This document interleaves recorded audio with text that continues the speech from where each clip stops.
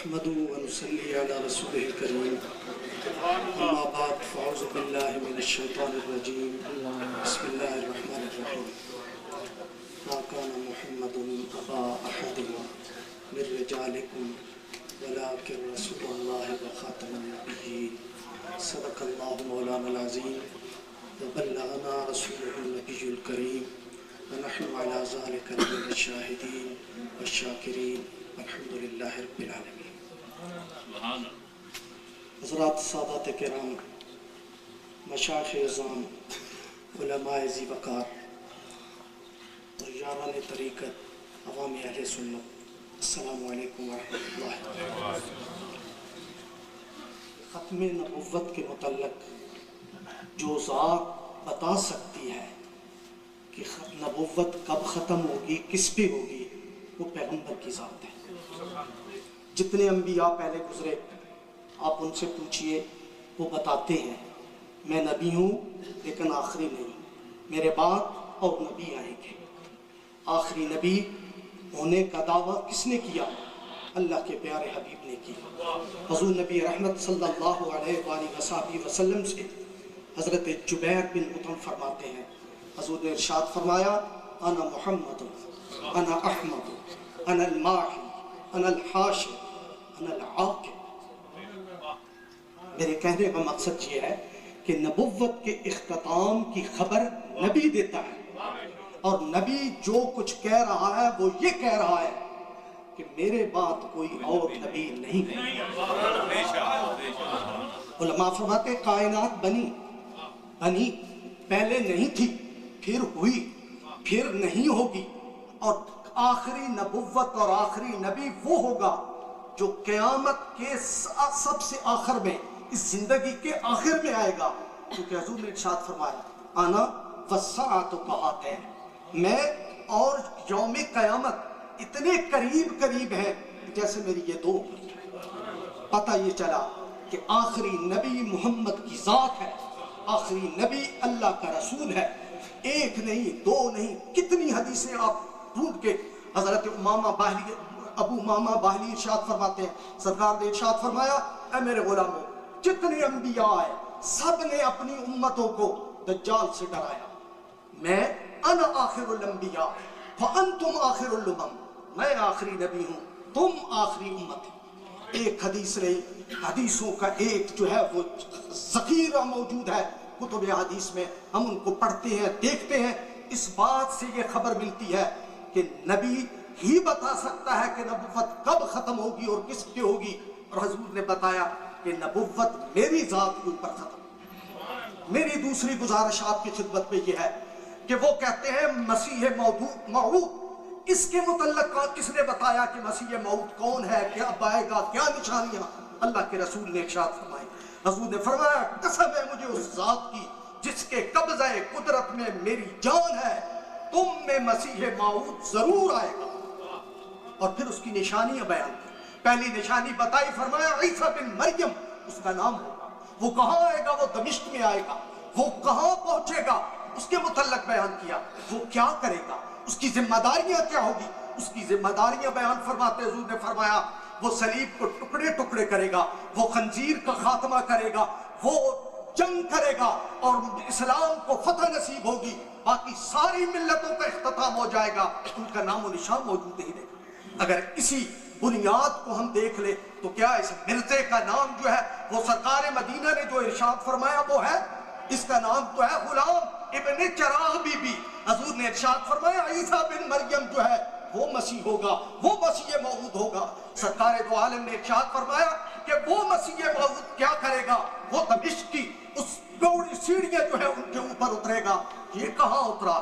یہ نحوست کی اس بستی قادیان میں اترا، وہاں آ کے اس نے یہ دعوے جھوٹے کرنے شروع کیے، ایک نہیں اور نشانیاں سرکار نے ارشاد فرمائی۔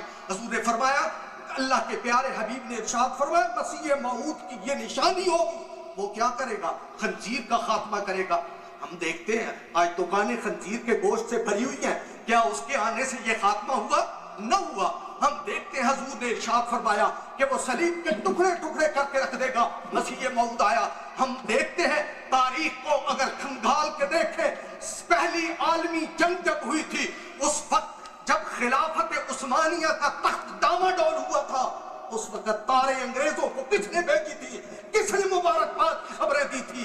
وہ قادیان کی بستی میں یہی منحوس انسان بسنے والا تھا جس وقت بیت المقدس کے اوپر عیسائیوں کا پرچم پھریرا لہرایا۔ یہ وہ بیت المقدس ہے جہاں اللہ کے حبیب جب معراج پہ تشریف لے گئے، یہاں تمام انبیاء کی امامت فرمائی، یہاں تمام انبیاء کے آگے کھڑے ہو کے ان کی امامت فرمائی۔ سرکار دو عالم صلی اللہ علیہ وسلم کے بعد حضرت حضرت عمر فاروق رضی اللہ تعالیٰ عنہ اس کو فتح کیا، حضرت صلاح الدین ایوبی نے اس کو جنگ کی اور اس کو اپنے قبضے میں لیا، اور پھر جب سے ہوا، پھر جب دوسری پہلی عالمی جنگ ہوئی، بیت المقدس کے اوپر انگریزوں نے قبضہ کیا اور وہاں اپنا صلیبی پرچم لہرایا، اس وقت آپ کو خبر ہے یہی قادیان کی منحوس بستی تھی جس سے انگریزوں کو مبارکباد کی تاریں جاتی تھی، ان کی خوشی منائی جاتی تھی۔ حضور تو فرماتے ہیں مسیح موعود آئے گا تو یہ صلیب کے ٹکڑے ٹکڑے ہوں گے، لیکن یہ کیسا مسیح اپنے آپ کو کہتا ہے جو صلیب کی بلندیوں پہ مبارکیں دیتا ہے، خوش آمدید کہتا ہے، خوشی کا اظہار کرتا ہے۔ سرکار دو عالم صلی اللہ علیہ وآلہ وسلم نے فرمایا ملت جو ہے اس کو تمام ملتیں ختم ہو جائیں گی، صرف ایک ملت محمد عربی کی باقی رہے گی۔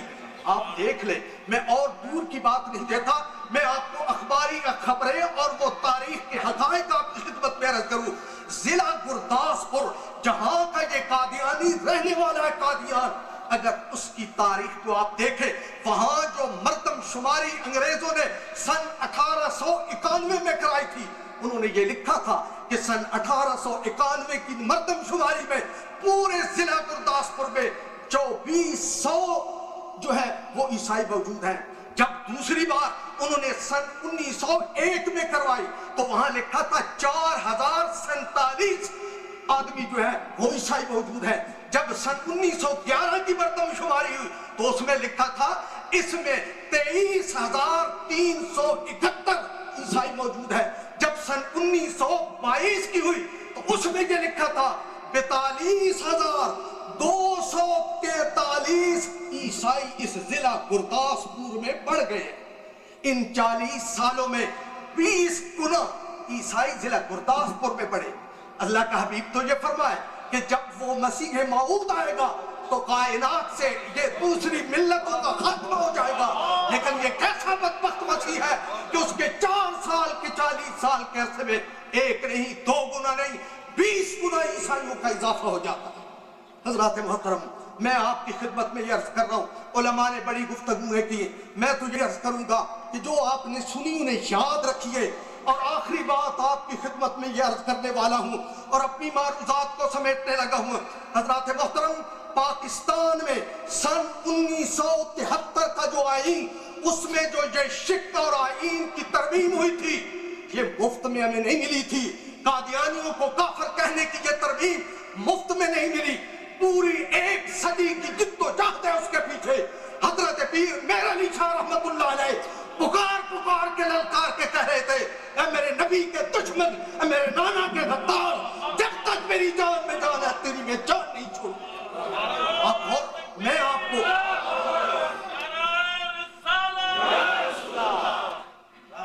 اگر آپ غور فرما لیں، میں ایک اور آپ کو خطرے کی بات بتاؤں۔ حضرت پیر مہر علی شاہ صاحب رحمت اللہ علیہ نے مناظرے کا چیلنج کیا اور اعلان کیا کہ آؤ، اس نے بھی قبول کر لیا، لیکن جب وہ تاریخ ہے وہ نہیں آیا اور اس نے کہا کہ میں نہیں آؤں گا، پیر صاحب کے مرید مجھے مار دیں گے۔ آپ نے جب یہ بات سنی، آپ نے اس کا انتظار کیا، کافی دیر بیٹھے رہے، لیکن اس نے نہ آنا تھا نہ آیا۔ لیکن اگر آپ تاریخی حقائق کو درست کرنا چاہیں، آپ تاریخ کی حقائق کو تلاش کرنا چاہیں، تو آج بھی جا کے آپ برطانیہ کی لائبریری، برٹش لائبریری میں جا کے تلاش کریں گے تو وہ واقعہ آپ کو نہیں ملے گا۔ اس دن کی ساری اخبارات جو اس دن چھپی تھی، جس میں فتح مبین کے ڈنکے لہرائے گئے تھے، آپ اگر تلاش کریں گے پورے پاکستان اور برطانیہ میں اس دن کا اخبار موجود نہیں ہے۔ آپ نہیں سمجھتے کہ وہ کتنی قوت رکھتے ہیں، وہ اپنے کتنی طاقت رکھتے ہیں۔ میں یہ سمجھتا ہوں خطرے کو خطرہ سمجھنا یہی ذمہ داری ہے، اس کا سدباب کرنا یہی ذمہ داری ہے۔ یہ ذمہ داری نہیں ہے کہ یہ کہا جائے ہم جو ہے ہمیں ضرورت نہیں ہے، ہمیں اس چیز کی پرواہ نہیں ہے، جو جیسا دشمن اسلحہ لے کے آئے اسی اسلحے سے اس کا مقابلہ کرنا چاہیے، وہی لے کے آنا چاہیے۔ حضرات محترم، حضرت پیر حضرت محدث علی پوری رحمت اللہ علیہ، آپ کو کون نہیں جانتا، فقیر آدمی ہے، بیمار ہے، صاحب فراش ہے، پتہ چلا ناروار اور شکرکر کے علاقے میں وہ بدبخت جو ہے وہ آ کر احتجاج تبلیغ کر رہے ہیں۔ آپ نے فرمایا میں چل نہیں سکتا، میں پیدل نہیں چل سکتا، میں سواری پہ نہیں جا سکتا، مجھے اسی بستر پہ اٹھاؤ اور نبی کے ان کے غداروں کے پیچھے مجھے کو لے کے جاؤ۔ حضرات محترم، یہ داستان اتنی چھوٹی نہیں ہے کہ ہمیں 73 کی آئین میں ترمیم مفت میں مل گئی۔ سن 1953 کو وہ جو تحریک ختم نبوت چلی تھی، لاہور کی سڑکوں پہ جا کے سوکھو، ان مجاہدوں کے خون کی بو باس اب بھی موجود ہے۔ ارے اس شہید نیازی سے جا کے پوچھو، جب تو پھانسی کے پھندے کے انتظار میں تھا تجھ سے لوگوں نے پوچھا ارے نیازی تیری عمر کیا ہے؟ کہا وہی عمر میری ہے، وہی راتیں میری ہیں، وہی دن میرے ہیں جو نبی کے اس غلام کی وہاں جیل میں گزارے۔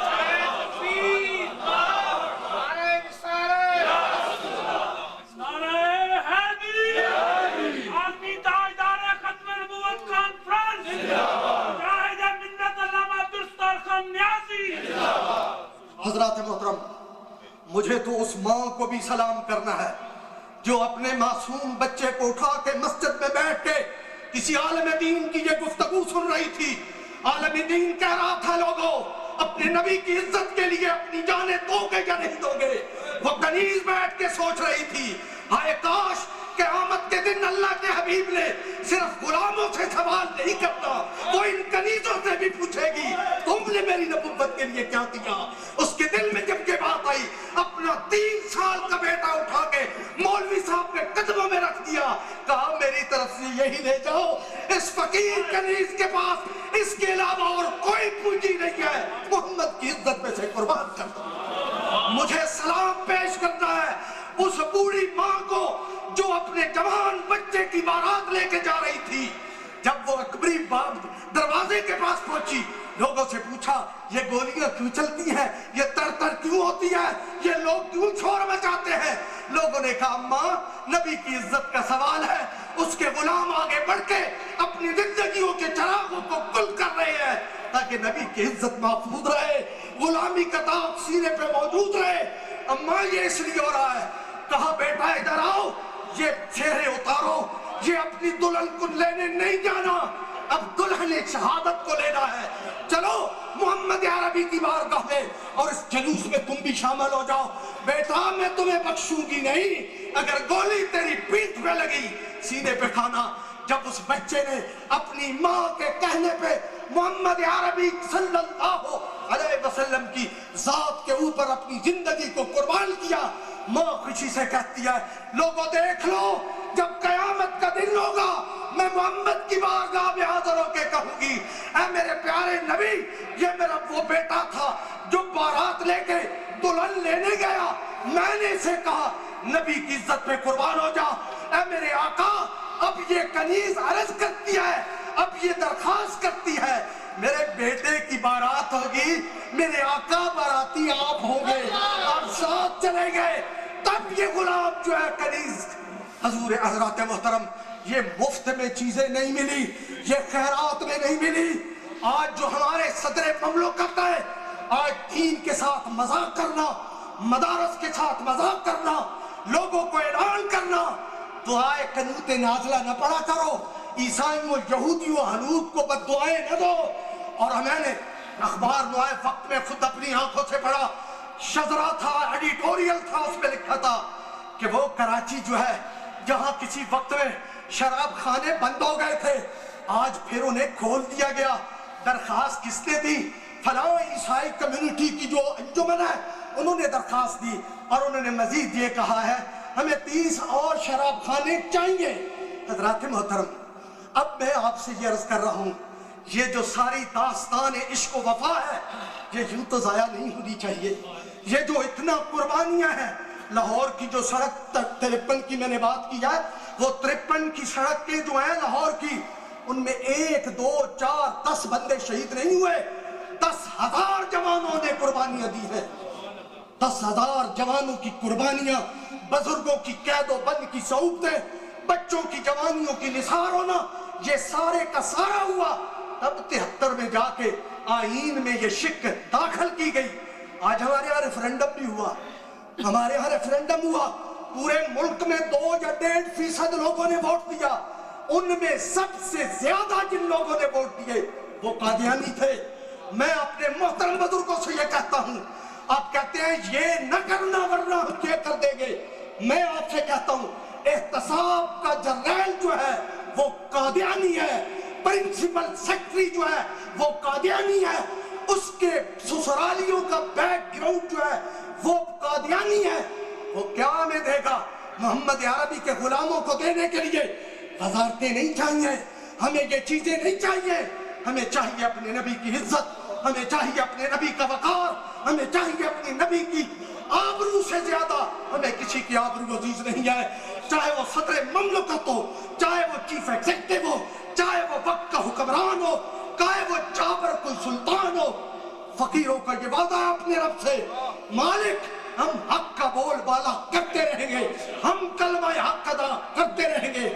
कभी मजाक मदारस से, और मदारस का जो ऑर्डिनेंस आया है, जिन्होंने पढ़ा है उन्हें खबर होगी, और जिन्होंने नहीं पढ़ा मैं उनको बता देता हूँ, मैं उनको खबर दे देता हूँ।